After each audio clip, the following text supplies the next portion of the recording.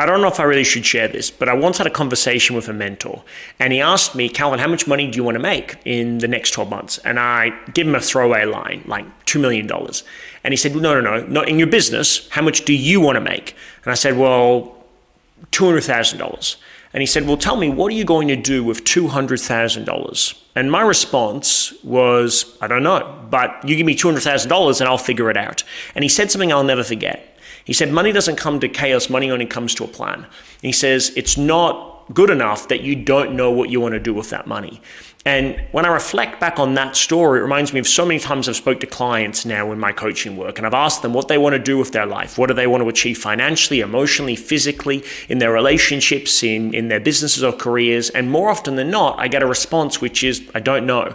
And I don't know is just not good enough. What it simply says is that you haven't applied the thought process to what you really want. You haven't really taken the time to consider what you want in terms of your dreams and goals and aspirations. And all that requires is a bit of time and a bit of self-belief. Because the secret is that most people don't allocate the time to think about the things that they just don't believe are possible. And so if you haven't got clarity on what you want for the rest of your life, it might be because you don't believe it's possible, or it might be that you're just being distracted. You're busy being busy.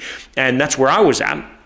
I wasn't really 100% believing that I could make that type of money at the time. And also, if I was being honest with myself, I was spending too much time scrolling Instagram as opposed to putting in the work required to actually make my dream become a reality. And so the more clear, the more compelling that you can have for the vision for your life in terms of the details matter because they're going to give you the emotion required to go after your dreams in a big way. You know, making $200,000 or $1 million means nothing, but what you could get with that money, how you could improve your family or your relationships or your career or where you could live in terms of the house that you might want to have or the car you want to drive, that stuff means something because it means something to you. You know, they say that money doesn't buy happiness, and that's true to an extent, but what it does is it gives you the ability to buy happiness in the things that you really love to have in your life, or you can create the experiences that you want to have.